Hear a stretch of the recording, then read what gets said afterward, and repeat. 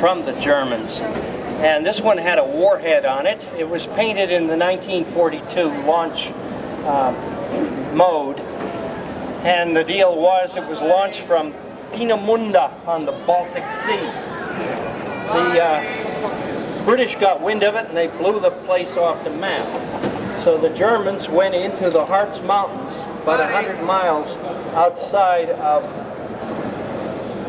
Berlin, and they began to build these in earnest with slave labor.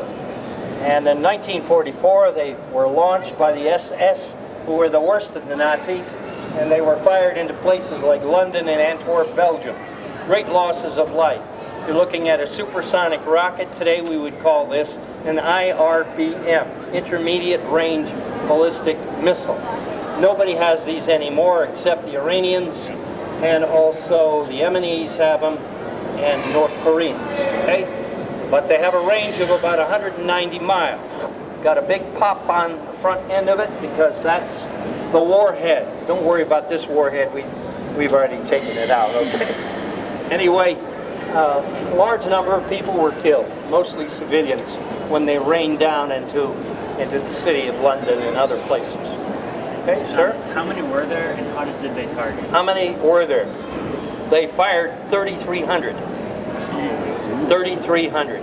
Now, not all of them hit their target. Many of them blew up, created.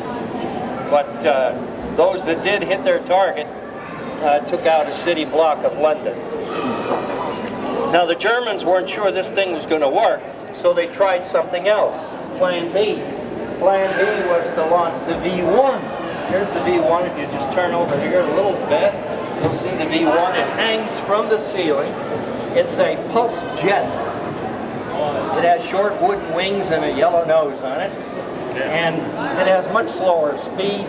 It was launched from steam catapults off the French coast, again into London and vicinity. And you could hear it coming at a much slower rate of speed of about 300 miles an hour. You could hear it coming along. When the engine shut off, you knew it was coming your way. That's why you ducked somewhere as fast as you could. But many more of these were fired into London, about 10,000 altogether. Again, many of them were shot down by anti-aircraft fire. You could knock them down. The Tempest was a very good British aircraft. The pilot would just get above it, fire his cannons, and blow it out of the sky. And anti-aircraft fire would shoot it down as well. But a new wonder weapon was coming with us now. Cruise missile. That's the expression we use today. Cruise missile. Now the good thing was that Wernher von Braun was surrendered to the American Army in 1945. And that was a very important gift because we got the brains of the operation. We got also all the records. We got 100 of these rockets, of which that is one. About 70 of them were taken out to White Sands, New Mexico.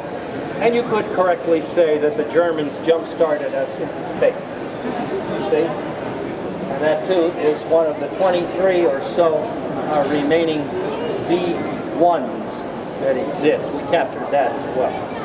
So indeed, we thank Wernher von Braun for that because he could have been captured by the Russians and the Cold War might have turned out differently. Hey, let's go over this one.